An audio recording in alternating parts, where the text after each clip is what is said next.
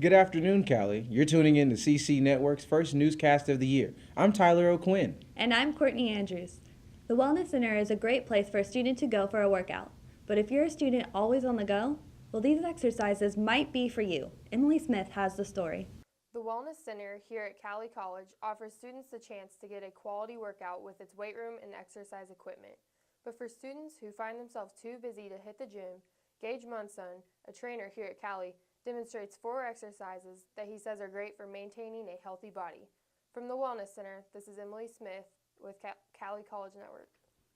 One Cowley student has shown how she is built Cowley tough. Haley Murphy recently sat down with sophomore Carrie Fulbright for this edition of the Student Spotlight. How did you find out about it, about having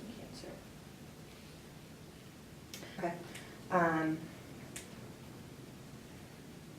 So the thing that was really interesting about this is that obviously I wasn't in normal healthy body. There were things that I knew something was wrong. However, a lot of the main symptoms actually I did not experience. One of the main symptoms was a lot of abdominal pain and stuff like that. And there's a couple of others, but I really didn't have any of the symptoms. And so when I went to my doctors and they said, "Oh, you have a cyst," they were pretty sure that it was just a cyst. He actually was kind of surprised that I wasn't having pain because of the size that it was. I mean, it was, probably about 2 fists, pretty good size. Yeah, kind of weird to think that something like that could grow in your body. But he told me from the get-go, he's like, sometimes there's times that it could be this, or it could be this, or it could be cancer. But he's like, I think that this is just a cyst. We're looking at, the information that we have and, the different results from blood work and stuff like that, and that's what we're seeing. And so they went ahead and made the decision to have me go into surgery right after the school year ended, so that they could take the cyst out, and then everything was fine. So I went back home to Hiawatha for 2 weeks before summer camp would start for healing, I guess you could say. Mm-hmm. Just kind of bed rest, get back on my feet, give incisions time to heal and everything. And it was when I was home, it was probably about a week and a half later, that the doctor's office called me and they asked me, they're like, "Hey, can you come in today?" And I told them, I was like, I live 250 miles away and, I can't come in today. What's up?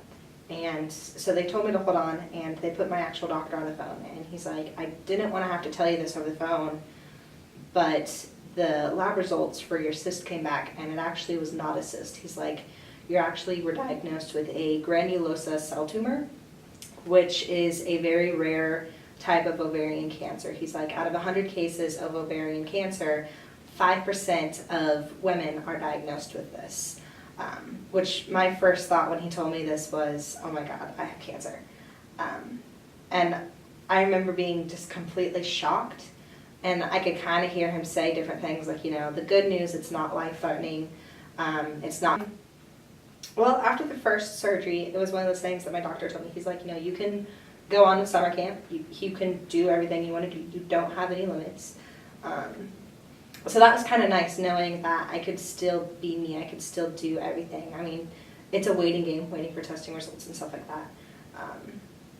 But it was one of those things that, instantly after the 2-week period or whatever, when summer camp started, I started summer camp, which included also working with Cowley for their switchboard office, the admissions office, the marketing office, as well as Upward Bound. So 4 different jobs in a way. Definitely kept me busy. I took an online class as well with that.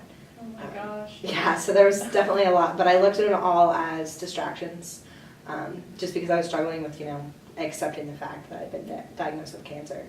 Was it in your original plan to come back to Cowley, or was that something because? It was in my original plan. It was in my original plan to come back to Cowley. I actually graduated in May with my associates in business administration, right? But I was talking to John Safel, the theater director, and he wanted to offer me the theater internship. And I looked at it and I was like, if I were to do another year, I could come back, take classes that will transfer to a 4-year, And in some ways, it would be a huge benefit. So I was kind of glad that I had made that decision prior. And definitely as the summer went on and as everything unfolded, I was even more glad that I'd made the decision to come back. Cowley's Media Club hosted its 6th annual Free Food Festival, an event where students are given free pizza after they sign away their First Amendment rights. Members of the Media Club then demonstrated the loss of those rights.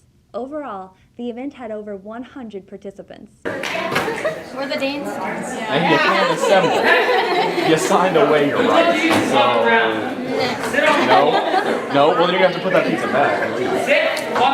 Free food or free rights? Pick one. Freedom. If there is one thing that college students love, it's apps. We take you now over to Kayla for a little segment we like to call Appy Hour. As we all know, college is crazy, and with hectic schedules, it's hard to find time to get everything done. Here's a list of apps that can help make your everyday life a little easier. Having trouble understanding that cute foreign exchange student in your class? Duolingo helps you learn a new language through a series of mini-games. Dragon Diction is an audio-to-text processor. It allows you to convert your voice into Word documents. Sworkit helps you to get that body you've always been looking for and avoid that freshman 15. You pick the areas you want to train, and Sworkit develops a program just for you. Brainscape is an app that allows you to customize flashcards to fit your personal needs. We all need a break from the stress of homework, and some apps are just fun and games. Does Not Commute is a strategic driving game in which each new level gives you a chance to compete against yourself. Shredmill is a simple yet addictive game. Much like Flappy Bird, all that is needed is a tap. And that's it for Appy Hour. Hope these apps have helped you out. Cowley's new play, You're a Good Man, Charlie Brown, is set to hit the stage November 5th through the 7th. We were able to get some shots of the play's rehearsal. Students, the wait is finally over. There is a coffee shop in Arc City, and it's right next door. Steamy Joe is the perfect place to go to enjoy great coffee and good times with friends. I'll have to drop in sometime. Diverse Tiger Club will soon be hosting their annual Rocky Horror Picture Show. This event has gone on for 5 years, and it promises to bring out a crowd. The women's volleyball team continues to dominate on the court. Tavin Wolford sat down with Coach Mullis to get her thoughts on her team and the season. We kind of have a little bit of unfinished business in our mind, so it's definitely a mindset that I think is going to get us there, because we don't want to feel like that again. That third place wasn't a terrible finish, but it's not what we wanted. So the sophomores and myself and my staff have set into place the unfinished business mentality, and really finishing games and beating teams. And so I feel like that's going to be the difference.